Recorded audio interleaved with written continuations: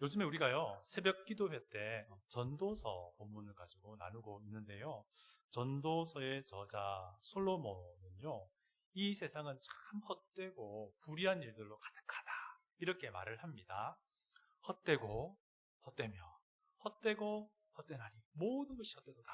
라고 전도자 솔로몬이 한탄합니다. 그런 것 같아요. 이 땅에 살면서 우리는요, 이 불의함을 피할 수는 없는 것 같습니다. 어떤 경우에는요, 막 사람들이 나를 오해합니다. 또 어떤 경우에는 사람들이 내 말을 막 왜곡합니다. 우리 말을 막 왜곡해요. 어떨 때는 거짓으로 막 중상모략하는 경우도 있고요. 또 어떤 경우에는 뒤에서 막 비방합니다. 또 어떤 경우에는 대놓고 헐뜯기도 합니다. 앞에 대놓고. 누구나 사실 다 한 번씩 겪게 되는 일이긴 한데요. 이런 것 겪으면 정말 견디기가 쉽지가 않습니다. 굉장히 힘들고 어렵습니다. 그리고요, 우리가 평소에는 막 정의를 막 주장하는 편이 아니에요. 그런데 이런 일 당하면 나의 문제가 걸린 문제니까 이제는 막 정의를 주장하려고도 해요. 그렇게 나를 위해서 감정적으로 또 정의를 주장하다 보면 또 실수를 범하게 되기도 하고 또 오류를 범하게 되기도 합니다. 한편 이 억울한 상황에 처했을 때, 불의한 그런 일을 당하고 있을 때에 어떻게 반응하는지, 어떻게 처신하는지를 보면 또 그 사람이 어떤 사람인지 우리가 또 잘 알 수 있기도 합니다. 그리고 그가 평소에 가지고 있다는 그 신앙의 모습이 무엇인지를 잘 볼 수도 있게 되지요. 예수님은요, 한평생을 흠 없이, 죄 없이 사셨습니다. 그런데 어떻게 됩니까? 예수님이 체포당하잖아요. 그리고 예수님은 범죄자로 판결을 받습니다. 결국 십자가 사형을 선고받습니다. 여러분, 예수님이 잡히실 때 그 체포의 과정은 어떤 것이었습니까? 예수님의 제자 유다에 의한 배신에 의한 그 체포였잖아요. 예수님이 받았던 그 재판은 공정하지 못했습니다. 그래서 예수님에게 내려진 그 사형, 십자가 사형은 사실 정의 구현이 아니었어요. 잘못된 그런 판결이라고 할 수 있습니다.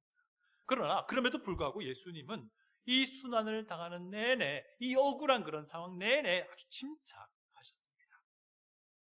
그리고 때로는 예수님은요, 이 재판 중에 당당하게 이 재판의 공정치 못함을 말씀하기도 하십니다. 그리고 결정적인 상황에서는 예수님이 확고하게 진리를 말씀하기도 합니다. 물론 그 진리를 말씀하신 것 때문에 재판하는 사람들이 격노하게 되긴 하기는 말입니다. 그럼에도 불구하고 예수님은요, 이 재판과 이 판결을 이끌어가는 자들의 그 불의한 의지를 완전히 뒤집어 엎지는 않으셨습니다. 예수님은 모든 것을 아버지께 잠잠히 이 모든 상황들을 맡겨드렸습니다. 마침내 십자가의 죽음에까지 순종하시죠. 오늘 우리가 읽은 본문을 보시면 예수님이 재판받는 장면이 나옵니다. 여러분, 제가 질문 하나를 드릴게요. 갑자기 훅 들어온 질문이라고 당황하지 마십시오. 피할 길도 내어드리겠습니다. 답도 드리겠습니다. 여러분, 예수님이요, 십자가 처형 전날 그 밤부터 그 다음날 십자가 처형하던 그날 아침까지 몇 번의 재판을 받으셨을까요? 이거를 알기는 힘드실 겁니다. 네, 전부 다 6번의 재판을 받아요. 참고로 요한복음은요, 이 6번의 재판을 다 묘사하지는 않습니다. 공관복음서라고 하는 마태, 마가, 누가복음과 함께 같이 우리가 읽으면 총 6번의 재판이 있었습니다. 알게 되는데요. 처음 3번의 재판은요, 유대의 종교 지도자들에 의해 진행된 종교재판의 성격이라고 할 수 있습니다. 첫 번째 재판은 전직 대제사장 안나스에 의해 진행된 재판. 오늘 우리가 읽은 본문이 이것을 다루고 있습니다. 요한복음만요, 안나스에 의한 첫 번째 재판을 설명해 주고 있어요. 두 번째는요, 현직 대제사장 가야바에 의해 진행된 재판입니다. 요한복음은요, 이 부분을 근데 한 줄로만 요약하고 있어요. 그 내용이 어떠했는지는 설명하지 않습니다. 안나스가 예수를 결박한 그대로 대제사장 가야바에게 보낸다 라고 한 줄로 요약을 하고 있습니다. 그것이 24절이에요. 세 번째는요, 산헤드린 공회에서 열린 재판입니다. 그런데 참 놀라운 사실은요, 이 세 개의 재판이 불과 몇 시간 만에 이루어진다는 거예요. 늦은 밤부터 해서 이른 새벽까지 불과 몇 시간 동안 이 재판이 종결이 되어버립니다. 그리고 나머지 세 번의 재판은요, 로마의 총독 빌라도와 로마의 분봉왕 헤롯 안디바에 의한 어쩌면 로마식 재판이라고 할 수 있는데요. 먼저는 빌라도에게 재판을 받습니다. 그리고 빌라도가 이 예수님이라는 분이 갈릴리 출신이다 보니까 마침 갈릴리를 담당하고 있던 분봉왕 헤롯이 예루살렘에 와 있으니까 헤롯에게 보냅니다. 그리고 헤롯이 예수님을 신문하고 다시 빌라도에게 보냅니다. 그리고 빌라도가 최종적으로 재판을 하고요, 십자가형을 판결합니다. 오늘은요, 요한복음이 강조하고 있는 이 첫 번째 재판을 중심으로 해서 예수님이 받은 재판을 좀 살펴보고자 합니다. 과연 이 예수님이 받았던 이 재판이 오늘날 우리에게는 어떤 의미를 줄지 한번 살펴보도록 합니다. 여러분, 이 예수님이 받은 재판은요, 하나님께서 불의한 인간에 의해서 불공정한 재판을 받으신 거예요. 겟세마네 동산에서 잡혀서 결박당하십니다. 예수님이요. 그리고 예수님은 안나스라는 사람에게 보내십니다. 그리고 안나스에게 첫 번째 재판이 진행되는데요. 이 요한복음은요, 안나스가 누구인지를 밝혀줘요. 제가 13절을 읽어드리겠습니다. 성경을 가신 분은 펴서 보십시오. 13절입니다. 먼저 안나스에게로 끌고 가니 안나스는 그 해의 대제사장인 가야바의 장인이라. 안나스는 대제사장 가야바라는 사람의 장인입니다. 그러니까 안나스는 현재는 대제사장이 아니에요. 여러분, 안나스라는 이 이름이 가물가물 기억나실 겁니다. 요한복음 2장에서요, 예수님이 성전에서 한바탕 소동을 일으키잖아요. 이게 오늘 예수님의 이 재판받는 이 시기보다 3년 전의 일입니다. 그때 예수님은요, 이 성전을 통해서 사리 사욕을 채우던 이들을 꾸짖으신 거예요. 물론 여러 가지 몇 가지 다른 이유가 있지만 그 중에 하나가 바로 성전을 통해서 자기 욕심을 채우던 사람들을 꾸짖으셨다라는 겁니다. 여러분, 성전 뜰, 이방인의 뜰이라고 하는 성전 뜰 안에 짐승을 팔던 가판대가 있었어요. 멀리서 예배드리러 오는 사람들이 불편하다 싶으니까 짐승을 팔았다는 거예요. 제물을 드려야 되니까. 그리고 이 성전 뜰 안에 환전소도 있었습니다. 환전소는요, 세겔이라는 동전으로 성전세를 남자 한 명당 0.5세겔씩 드려야 됐어요. 이 성전세는 세겔이라는 동전으로만 가능했기 때문에 이걸 바꿔주는 일이었어요. 근데 원래는요, 이 짐승 가판대하고 환전소가 성전 안에 있지 않았습니다. 성전 밖에 있었어요. 그런데 이 짐승 가판대하고 환전소를 성전 뜰 안으로 들이게 한 사람이 안나스였다라고 제가 그때 말씀드렸던 거 기억하실 겁니다. 어렵으시죠? 네. 이렇게 해가지고요, 이 안나스는 이 짐승 가판대 환전소를 운영하던 사람들로부터 굉장히 많은 막대한 이익을 취했었어요. 예수님이 성전에서 한바탕 소동을 일으키신 것이 바로 안나스라는 이 불의한 종교 지도자를 염두에 두셨던 거예요. 그런데 대제사장도 아닌 안나스가 왜 이렇게 할 수 있었을까요? 왜냐하면 그 사람이요, 현직 대제사장을 움직이는 보이지 않는 손이었기 때문입니다. 안나스는 원래 대제사장이었어요. 그런데 로마 총독이 보니까 이 안나스에게로 막 민심이 권력이 집중되는 겁니다. 그래서 이걸 막으려고 로마 총독이 강제로 안나스를 대제사장직에서 물러나게 했습니다. 근데 원래 유대사회에서 대제사장직은 종신직이었어요. 그런데 이때부터 대제사장직은 이제 임명직이 되어버린 겁니다. 그것도 로마 총독, 이방인에 의해서. 그렇지만 유대인의 정세는 여전히 안나스가 대제사장이었던 거예요. 그래서 어쩔 수 없이 로마 총독이요, 안나스의 후임으로 누구를 대제사장으로 임명하냐면요, 안나스의 아들들과 사위를 번갈아 가면서 임명을 하는 거예요. 그러니 안나스는 대제사장이 아니지만 현직 대제사장을 움직이는 실세인 겁니다. 여러분들, 요한복음이 강조하고자 하는 부분이 무엇이냐면 예수님이 이런 사람에게서 재판을 받았다는 사실이에요. 이걸 지금 강조하고 있는 겁니다. 아주 불의한 사람, 부패하고 타락한 사람, 안나스라는 사람에게, 안나스라는 인간 존재에게 신이신 하나님께서 재판을 받으셨다는 사실을 독자들에게 알리고 있는 겁니다. 여러분, 안나스가 이제 예수님을 처음으로 이제 재판하잖아요. 얼마나 신났겠습니까? 눈의 가시를 제거하는 것이었을 거예요. 그런데 한번 생각해 보세요. 전직 대제사장이 했지만 이 사람은요, 대제사장이 하나님이 무엇입니까? 하나님의 율법에 따라서 백성들의 죄를 거룩하신 하나님 앞에서 다루어야 하는 사람인데, 이 사람 안나스는, 전직 대제사장 안나스, 현직 대제사장 움직이는 이 사람은요, 그 자신이 부패해서 자기 죄조차 다루지 못하는, 거룩하신 하나님의 인식조차 하지 못하는 그런 사람이었던 거예요. 그러니 이 재판이 얼마나 불공정하며 불의한 것인가, 이것을 지금 요한복음이 강조하고 있는 것입니다. 실제로요, 성경을 연구하는 사람들 이야기를 들어보면요, 많은 사람들이 동의합니다. 예수님이 받았던 이 재판은 그 절차와 공정성이 다 무너진 재판이었다라고 동의를 합니다. 그런데요, 이걸 어떻게 해석하냐는 문제는 우리의 몫이에요. 만약에 우리가 성경을 믿지 않는다면 이렇게 해석할 겁니다. 복음서는 그 당시 규칙과 그 당시 그들의 방법을 다 무시한 재판을 기록하고 있으니 복음서는 역사적으로 믿을 수 없구나 라고 판단할 거예요. 믿지 않는 사람들. 그러나 우리 믿는 사람들은 어떻게 이해할 것입니까?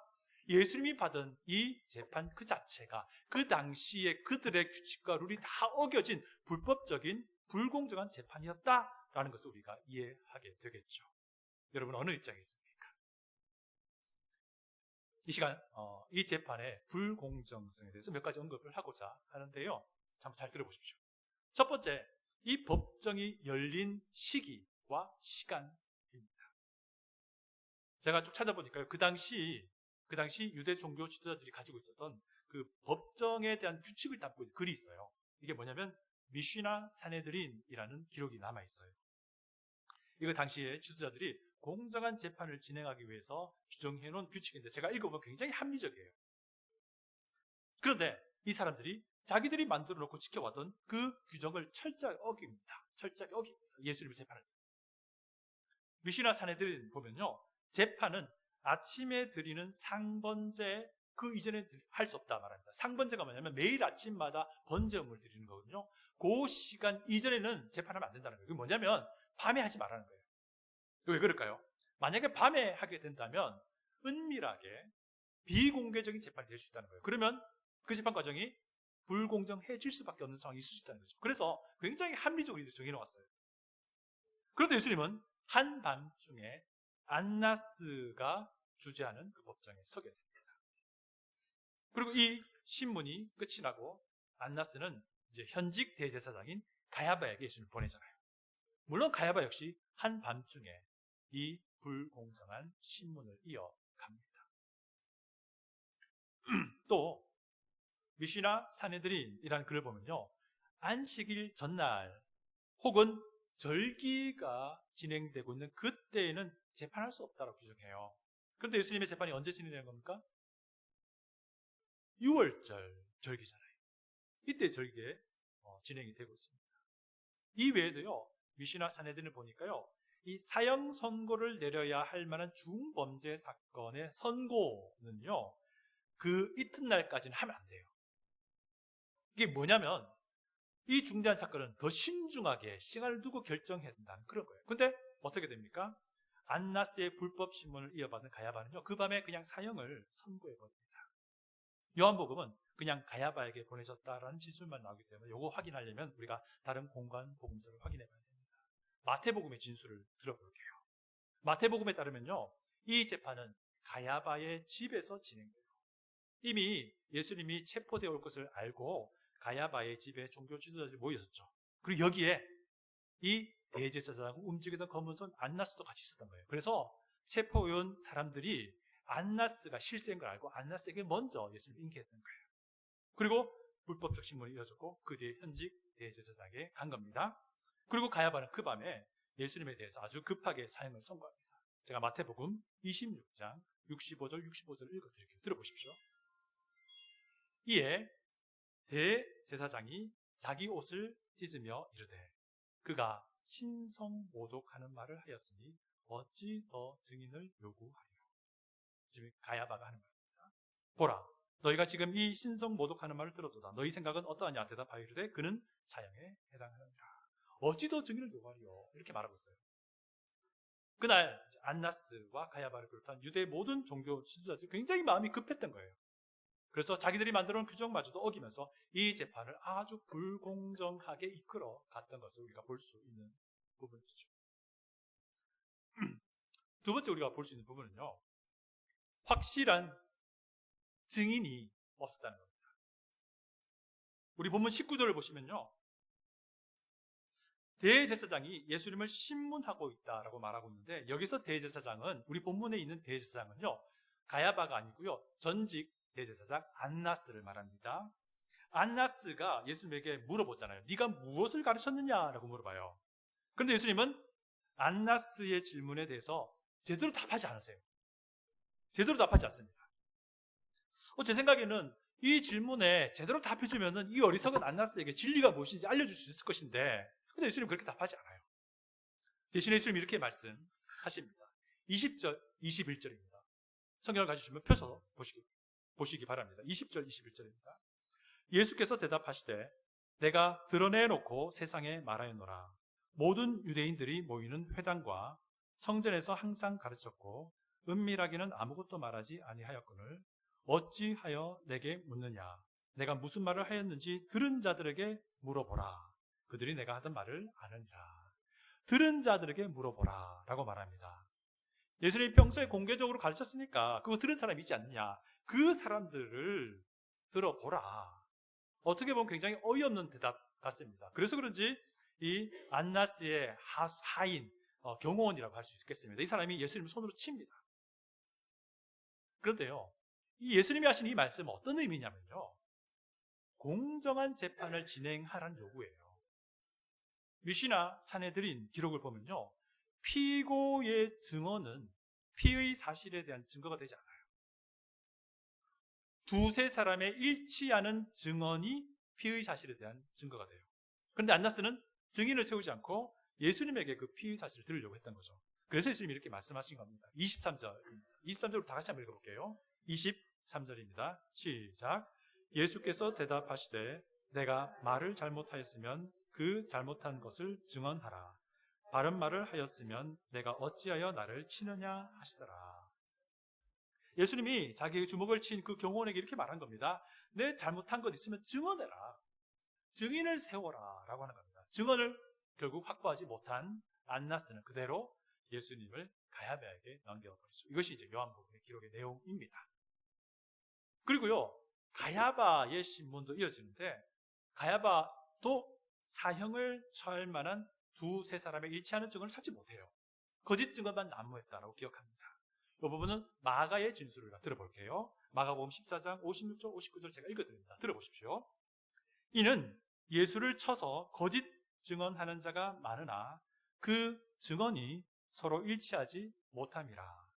어떤 사람들이 일어나 예수를 쳐서 거짓 증언하여 이르되 우리가 그의 말을 들으니 손으로 지은 이 성전을 내가 헐고 손으로 짓지 아니한 다른 성전을 사흘 동안에 지으리라 하더라 하되 그 증언도 서로 일치하지 않더라.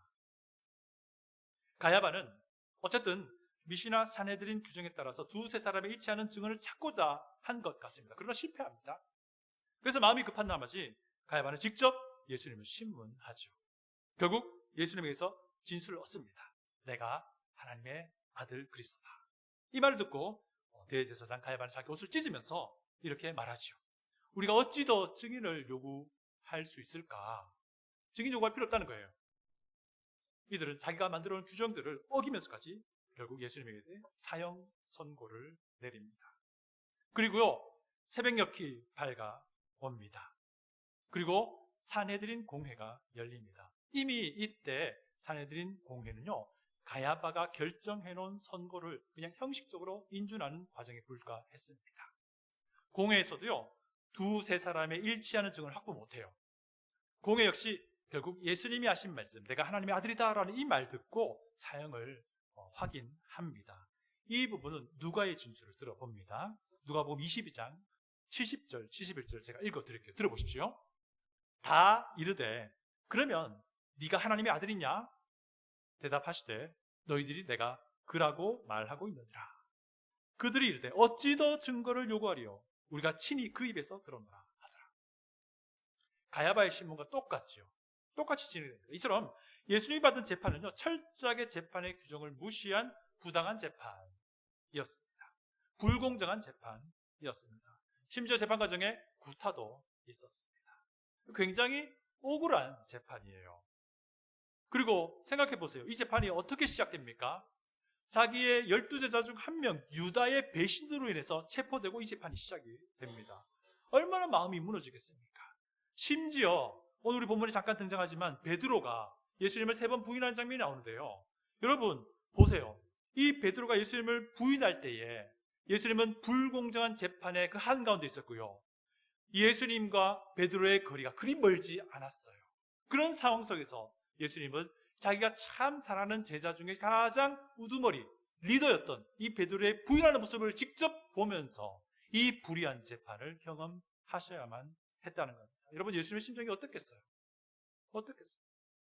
하나님께서 철저하게 인간 존재에게 부당한 대우와 부당한 대우, 불공정한 대우를 받으신 겁니다. 예수님은 그들의 부당함을 지적하긴 하셨지만 예수님은 그냥 이것을 그대로 받아들입니다. 아버지 뜻을 따르기로 한 거죠. 하나님의 뜻을 이루기 위해서 인간의 불의함을 그저 눈감아 주셨습니다.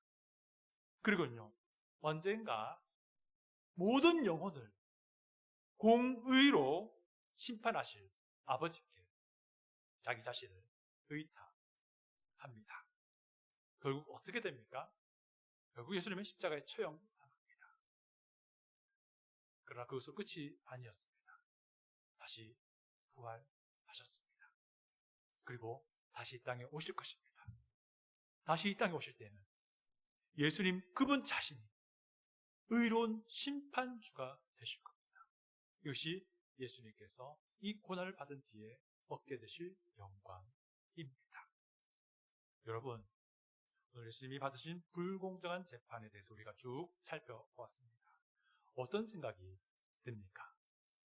저는 이런 생각이 듭니다. 예수님이 이 불의한 재판을 견디셨는데 은혜로 견디셨구나. 은혜로 견디셨구나. 이런 생각이 듭니다. 여러분, 우리도 이런 불의한 상황, 공정치 못한 상황, 정말 너무나도 억울한 상황, 내 편이라고는 아무도 없는 것 같은 그런 상황, 배신당하는 상황, 이거 겪습니다. 혹시 지금 현재 이런 상황에 있습니까? 너무 억울해 죽겠습니다. 하는 분 있습니까? 그렇다면 이 불공정한 재판을 받으셨던 예수님을 바라볼 수 있기를 원합니다. 예수님 우리에게 말씀하실 겁니다. 내가 네 마음 잘 안다. 내가 네 마음 잘 안다. 네가 당하고 있는 그 불의함을 한번 은혜로 나와 같이 견뎌보지 않을래? 나와 같이 견뎌보지 않을래? 내가 그랬잖아. 이렇게 말씀하신 거예요. 여러분, 자기 제자들을 이 땅에 남겨두시면서 예수님이 어떻게 기도하십니까? 요한복음 17장 14절 15절 말씀을 보면요, 예수님이 이렇게 기도하세요. 제가 읽어드립니다. 내가 아버지의 말씀을 그들에게 주었사오매 세상이 그들을 미워하였사오니 이는 내가 세상에 속하지 아니함 같이 그들도 세상에 속하지 아니함으로 인함입니다. 내가 비옵는 것은 그들을 세상에서 데려가시기를 위함이 아니요 다만 악에 빠지지 않게 보전하시기를 위함이니이다. 예수님이 마지막 대제사장으로서의 기도를 하시면서 이렇게 기도하십니다. 예수님은요, 우리가 불의를 당하지 않도록 세상으로 데려가 주세요 기도하지 않으셨습니다. 예수님은 우리가 이 땅에 있으면서 불의를 당하지 않도록 그 불의함을 막아주세요 기도하지 않으셨습니다. 예수님은 우리가 이 땅에서 그 불의함 속에서 우리가 보존되기를 기도하셨습니다. 그리고는 이 대제사장으로서의 기도 마지막 부분에 예수님은 그 고난 이편에 있는, 고난 너머에 있는 영광이 있음을 분명하게 기도하십니다. 17장 24절 제가 읽어드립니다. 17장 24절입니다. 아버지여, 내게 주신 자도 나 있는 곳에 나와 함께 있어 아버지께서 창세 전부터 나를 사랑하심으로 내게 주신 나의 영광을 그들로 보게 하시기를 원하옵나이다. 이게 무슨 말입니까? 내가 받을 영광을 그들도 보게 해주세요. 내가 받을 영광을 그들도 받게 될 것임을 알게 해주세요. 이렇게 기도한 것입니다. 예수님은요, 이 불공정한 재판과 이 불공정한 고난을 겪고 나서 그 뒤에 이 아름다운 영광을 얻으셨습니다. 여러분 혹시 지금 불공정한 상황, 억울한 상황에 있습니까? 여러분 그런 상황에 있다면요, 이렇게 생각하시기 바랍니다. 우리가 당하는 고통의 시간은요, 절대로 낭비되는 시간이 아니라는 것을 기억하시기 바랍니다. 우리가 이런 상황 속에서 은혜로 견뎌낼 수 있다면 우리에게 주어진 이 시간 절대로 낭비되는 시간이 아니라는 겁니다. 우리가 비록 감당할 수 없는 극한의 억울한 상황에 빠진다 하더라도 그 절대로 시간 낭비가 아닙니다. 하나님께서는요, 그 시간만큼 우리에게 영광이 주어질 시간으로 보실 겁니다. 그 경험, 하나님께서 우리에게 너무나도 크고 아름다운 복된 은혜를 우리에게 주실 통로로 삼으실 것입니다. 우리가 은혜로 잘 견뎌낸다는 말입니다. 여러분 만약에 성경에 많은 신앙의 영웅들이 나오잖아요. 믿음의 선배들이 나옵니다. 이들에게 이런 질문을 하면 어떻게 답을 할까요? 당신을 지금 이렇게 형통하게 한 자리가 어디였습니까? 이렇게 물어본다면 우리의 신앙의 선배들은 무엇이라고 답할까요? 아브라함은 아마 이렇게 답할 것입니다. 내 아들을 죽여야 했던 바로 모리아 산 그곳입니다. 라고 답하지 않을까요? 요셉은 아마 이렇게 답할 겁니다. 보디발의 집 지하 감옥에 있을 때입니다. 도단 들판에 깊은 구덩이 속에 빠져 있을 때 바로 그때입니다. 라고 말하지 않을까요? 베드로는 아마 이렇게 답할 것입니다. 출렁이는 바다 속에 빠져 들어가던 바로 그때였습니다. 모세는 아마 이렇게 답할 겁니다. 미디안 광야에서 40년 동안 양을 치던 바로 그때입니다. 우리 예수님 어떻게 답하실까요? 내가 한때 버림받았던 부당한 불공정한 재판을 감당해야 했던 바로 그 예루살렘 땅.